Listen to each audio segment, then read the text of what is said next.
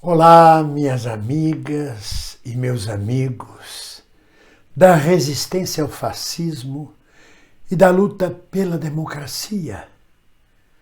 Alegrias, muitas alegrias. Eu ontem maratonei, não são muitos episódios, e me dispus a assistir pela Netflix a série documentário A Guerra dos Samurais, em inglês The Age of Samurai. Eu tinha resistência porque eu achei, meu Deus, lá vem mais uma história de samurai japonês produzido pelos Estados Unidos, violência, cabeças cortadas. Não, é fantástico, eu recomendo a vocês. É uma parte da história do Japão que a gente desconhece por completo. Porque nós que vivemos no Ocidente, parece que a história do mundo começa na Grécia e vem terminar aqui nos Estados Unidos até o momento. Só existe Idade Antiga, Idade Média, Renascença. Nesse período, o que acontecia na China, o que acontecia na Ásia, no Japão, o que acontecia nos países árabes, na África, na América do Sul, no Império Azteca. O Império Azteca passou por uma Idade Média, por uma Renascença, o Império Inca, o Império Maia. É como se a cultura do mundo pertencesse exclusivamente a uma mentalidade europeia espalhada para o Ocidente. E este documentário da Netflix nos dá uma visão fantástica sobre a cultura, civilização e formação do país que se chama Japão. Ele começa por volta de 1500 e vai até 1650. São quase 150 anos de guerra civil. Mas o que é que me chamou a atenção exatamente enquanto eu maratonava? É que eu fui abstraindo e fui observando que os samurais, os daimyo, como é chamado, os chefes guerreiros, cada um dominava uma província, cada um tinha um poder, tinha tropa, tinha exército, e cada um brigava entre si pelo domínio da maior parte do Japão. Foram 150 anos de guerra civil. Eram todos inimigos entre si e viviam todos no mesmo território. Faziam alianças, desfaziam alianças, cometiam traição, tudo em busca do poder. E eu comecei a viajar no generalato brasileiro. Eu comecei a viajar na desmistificação de que as Forças Armadas brasileiras são um bloco autoritário e antipopular, monolítico. Não é bem assim. Se no meio teatral, no meio das artes cênicas, das novelas, os atores disputam espaços de forma ferrenha, com garra, com dentes, com unhas, pelo espaço seu na novela, na peça, na carreira, imaginem na carreira militar. Quando se olha numa primeira vista, parece que todos os generais estão todos de acordo com Bolsonaro, todos de acordo com esse sistema que está aí, todos apoiando o momento brasileiro. Não é possível. Como eu já disse em outras ocasiões, se a nação está toda dividida, não é possível que as Forças Armadas também não estejam todas divididas. E mais, de que não haja uma surda luta pelo poder da República dentro das Forças Armadas. É tradição do Brasil de que as Forças Armadas é que determinam a nossa democracia. Bolsonaro não estava errado quando disse que quem determina a democracia são as Forças Armadas. Eles nos tutelam. Tutelaram em 89, tutelaram em 30, tutelaram em 45 com Dutra e Góes Monteiro, tutelaram em 54 com Getúlio Vargas, e tutelaram em 54 com Juscelino, em 61 com parlamentarismo e João Goulart, em 64 com golpe militar, em 85 entregando a abertura, a redemocratização, e agora em 2018 com o general Vilas Boas se metendo junto com o Estado-Maior do Exército na eleição de Bolsonaro e no impedimento de Lula. E continuam no poder, continuam determinando como vai ser nossa democracia e que direito temos nós, cidadãos brasileiros, reles cidadãos brasileiros, inúteis cidadãos brasileiros diante da cidadania dos militares, como nós vamos poder usufruir da democracia? Ou não? São eles que tutelam, não há saída fora deles. Mas quem são eles? Eles são os shoguns, os daimyo, os samurais, têm todo o poder? Porque estes nomes japoneses que eu citei, de chefes militares, eles também tinham poder econômico, diferente dos nossos militares. Nossos militares têm um poder armado, mas são comandados, guiados pelo poder econômico, são determinados pela Casa Grande, pela elite do atraso. Eles movem-se em acordo com a elite do atraso. Então não pensemos nós que tudo está cor-de-rosa na vida cor-de-rosa de Dona Rosa a Bondosa, mais conhecida como Jair Bolsonosa. Não.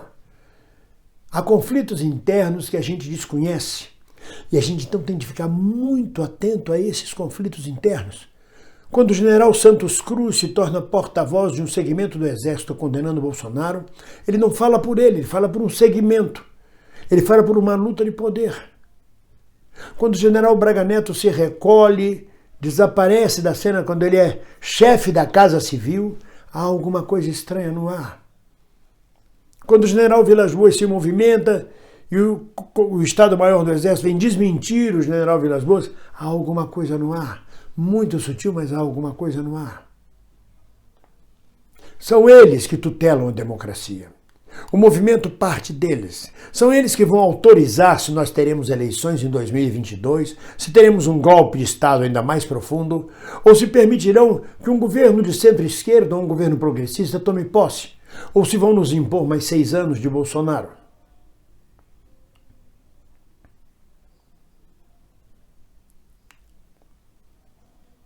Mas se eles detêm o poder total, o que nos resta? A esquerda enfraquecida. Nos resta uma luta de guerrilhas, uma luta de desgaste permanente do governo Bolsonaro. Não porque a gente queira o mal do Brasil, mas porque é um governo fascista, antipopular e genocida, que representa exatamente um projeto neoliberal de Paulo Guedes, ao lado da imbecilidade e das estupidezas de ter um Sérgio Camargo comandando a Fundação Palmares, ou um Mário Frias na Secretaria de Cultura, uma Damares, ou um Ernesto Araújo. É só imbecil em volta dele. A gente não pode aceitar isso para um país promissor como o Brasil. Mas neste momento é uma guerra de desgaste. O que havia entre os samurais, quando a gente assiste o filme, é uma preocupação muito grande deles terem herdeiros para continuar o clã. Porque se eles não tivessem herdeiros, o clã deles desapareceria. Este problema até o momento Bolsonaro não tem. Ele tem herdeiros suficientes para continuarem o clã do Bolsonaro por décadas neste país. A menos que algum dos filhos venha a ser atingido, preso, morto de morte morrida, acidentado. Isso aí desmorona Bolsonaro, porque é uma perda do clã. E ele tem necessidade deste clã. É similar. Então, na verdade, os ataques a Bolsonaro devem ser dirigidos a seu filho, porque, por exemplo, quando ameaçam Flávio Bolsonaro, ele enlouquece. Ele já fica preparado para dizer: acabou a entrevista, ninguém fala nada, não pode ser tocado. Os filhos dele são intocáveis e também parecem ser blindados por toda a estrutura em volta. Mas não é bem assim, não. Eles andam caladinhos. Alguém anda calando a boca deles.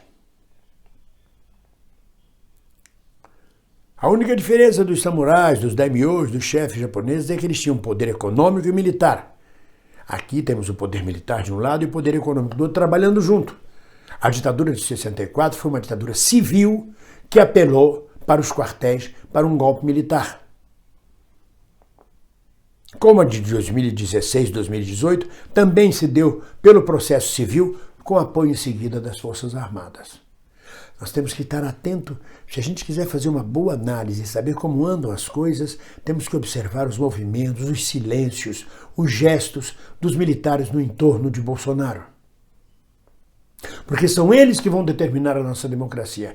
A nós, nesse momento, diante da nossa fraqueza, resta explorar o desgaste de Bolsonaro e do governo Bolsonaro em todos os sentidos.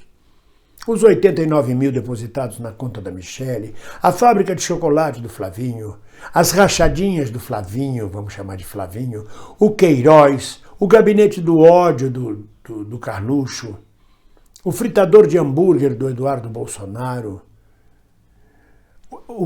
o genocídio de Augusto Heleno no Haiti, a gasolina cara, a comida super cara, a situação brasileira, o auxílio emergencial sendo tirado da saúde e da educação e não de outro lugar.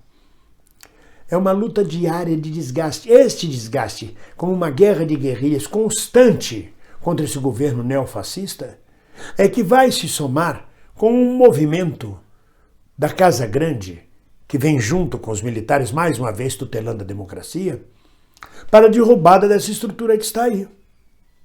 E aí é que o povo entra, aí é que o gado se manifesta. O gado se manifesta quando sente que tem estrutura, que está protegido. O gado é incapaz de enfrentar um exército armado. O gado é incapaz de enfrentar um governo autoritário e fascista. Mas quando ele sente o sinal de que esse governo está se desmoronando, como aconteceu na resistência francesa, que só cresceu quando os aliados começaram a chegar perto da invasão da Normandia, aí a massa se movimenta. Mas até lá, a função nossa é um ataque diário às estupidezes, às imbecilidades, aos absurdos, à entrega da Petrobras, da Eletrobras, dos valores nacionais, a demissão do presidente do Banco do Brasil, a demissão do presidente da Petrobras, é explorar todas as contradições do governo. Elas exatamente não derrubam este governo. Elas exatamente não abrem caminho para a eleição de um governo de esquerda em 2022, porque isto vai depender do aval, da tutela das Forças Armadas. Mas elas desgastam, elas põem a nu, elas incomodam, elas vão desgastando as bases do regime e do sistema, até que a gente tenha a mudança de qualidade que provoca a mudança do sistema, que provoca o fim das imbecilidades e das barbaridades. Vale a pena. Assistam com este olhar A Guerra dos Samurais na Netflix e vejam como brigavam os chefes militares entre si. Só que naquele tempo era muito grosseiro, brigavam claramente entre si, claramente com exércitos, com mortandade, cortando cabeças. Mas se a turma briga dentro do elenco da Globo, dentro do elenco das novelas televisivas, uma briga de rasteira, porrada, cavalhada, uma briga surda que a maioria das vezes não chega ao público, imagina a briga dos generais pelas 4 estrelas, pela promoção, pelo comando, pela reforma, pelo comando do clube militar. Imaginem. E pelos interesses econômicos e financeiros das Forças Armadas, que não querem só dinheiro para comprar balde de cal para pintar meio fio, não é verdade? Vamos observar isso juntos. Ninguém solta a mão de ninguém. Um abraço.